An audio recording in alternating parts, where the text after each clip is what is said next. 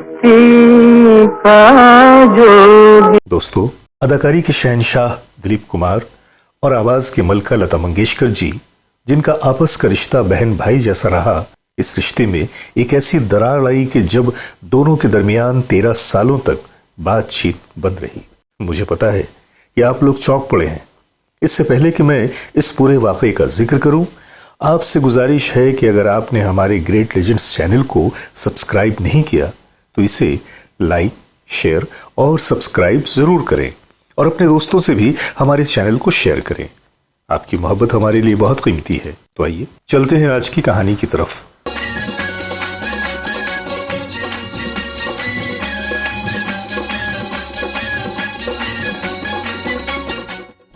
बात है 1957 की एक खूबसूरत दोपहर की कि जब दिलीप साहब फिल्म मुसाफिर का एक सीन फिल्माने के बाद अपनी यूनिट के साथ आराम करने बैठे थे। पास ही सलील चौधरी जी भी बैठे हुए थे, जो ऋषिकेश मुखर्जी की पहली फिल्म के लिए धुनों पर काम कर रहे थे।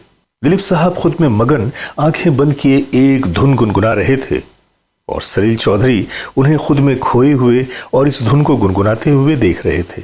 फिल्म मुसाफिर की कहानी एक ही घर में अलग अलग समय पर रहने वाले किराएदारों की कहानी थी। दिलीप साहब की महवियत टूटी तो सलील दा तारीफ करने लगे, जिस पर दिलीप साहब ने कहा कि हाँ, कभी कभी मूड आए तो गुनगुना लेता हूँ। पर दिलीप साहब सलील चौधरी के दिमाग में उठते हुए ख्याल को पढ़ नहीं पाए, जिनके दिमाग में फिल्म मुसाफिर का गीत लागी ना ही छूटे चल रहा था और उन्होंने ये फैसला कर लिया था कि इस गीत को दिलीप कुमार साहब की आवाज में ही रिकॉर्ड करेंगे। जबकि ये वो दौर था कि जब दिलीप साहब के लिए मोहम्मद रफ़ी साहब और तलत महमूद साहब की आवाज़ों का इस्तेमाल हो रहा था और ये दोनों आवाज़ें ही दिलीप कुमार साहब की आवाज़ बन चुके थे। ऐसे में दिलीप साहब का अपनी आवाज़ में खुद के लिए गाना गाना ये बड़ा ही अहम फैसला था। जब सलील दा ने दिलीप साहब से कहा तो उन्होंने कहा कि दादा, क्यों मुझे कांटों में घसीट रहे हो, मैं अदाकार ही भला। पर सलील चौधरी तो फैसला कर चुके थे।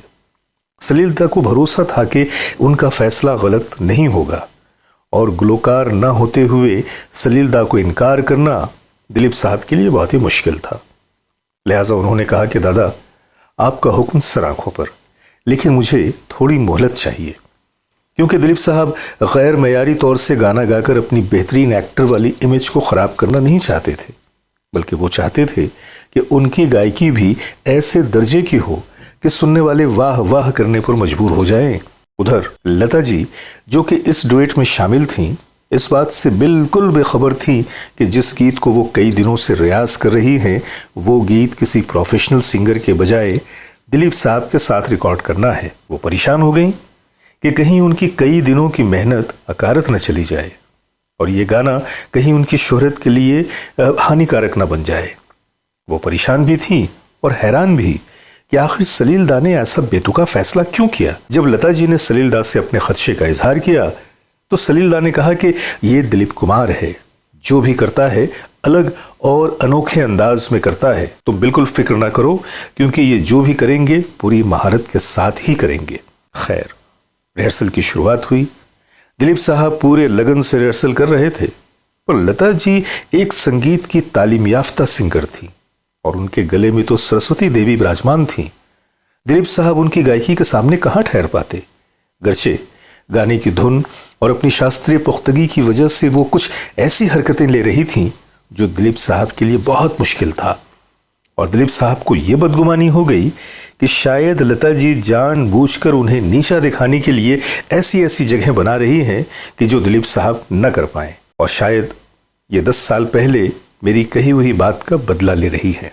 क्या थी वो बात, मैं बताता हूँ। बात कुछ यूं है कि 1947 में जब दोनों फनकार ही अपने अपने लिए जमीन बराबर कर रहे थे, तो ऐसे में किसी मौके पर दिलीप साहब ने कहा था कि इन महाराष्ट्र वालों के साथ एक प्रॉब्लम होती है, उनकी गायकी से दाल भात की बू आती है। गर्चे इस बात में कितनी सदाकत है ये कहना मुश्किल है, पर हाँ, इतना जरूर हुआ था कि दिलीप साहब ने कहा था कि आप महाराष्ट्रियन गायकों का तलफ़्फ़ुज़ बहुत कमज़ोर होता है और वो लफ्ज़ों को सही ढंग से अदा नहीं कर पाते। ऐसा लगता है जैसे दाल चावल खाकर गा रहे हों। लता जी की आना को ये बात लग गई। दूसरे दिन उन्होंने एक उर्दू का उस्ताद रख लिया जो उन्हें उर्दू की तालीम दे सके और उन्होंने उर्दू ज़बान के तलफ़ुज़ को इतनी लगन से सीखा कि कोई विद्वान भी लता जी के तलफ़ुज़ पे उंगली नहीं उठा सका। हाँ, लेकिन जहाँ इस बात से लता जी को उर्दू के अल्फाज की अदायगी सीखने का फ़ायदा हुआ, वहीं इस बात से लता जी के दिल में इतनी तलखी आ गई कि फिर उसके बाद उन्होंने दिलीप साहब से बातचीत बंद कर दी और यह सिलसिला 13 सालों तक चला। फिर उसके बाद 1970 में उन दो अजीम फनकारों के दरमियान राब्ते सही हुए और ऐसे सही हुए कि फिर तो दोनों बहन भाई के रिश्ते में बन गए। और वो वक्त सुनने वालों के लिए बहुत हसीन होता था कि जब किसी लाइव शो में दोनों साथ होते और दिलीप कुमार साहब लता जी के लिए अपने प्यारे अंदाज में कुछ कहते। उस हर दिल अजीज आर्टिस्ट का जो ऐसी हम तमाम अनगिनत लोगों के दिलों में आकर बसी हुई है, ऐसी बसी हुई है कि वो हटने का नाम ही नहीं लेती। तो दोस्तों, ये थी आज की कहानी। अब अपने दोस्त जावेद नसीम को इजाज़त दीजिए। बहुत सारी मोहब्बतों के साथ आदाब, सलाम, नमस्कार और सत श्री अकाल। अपनी मस्ती का जो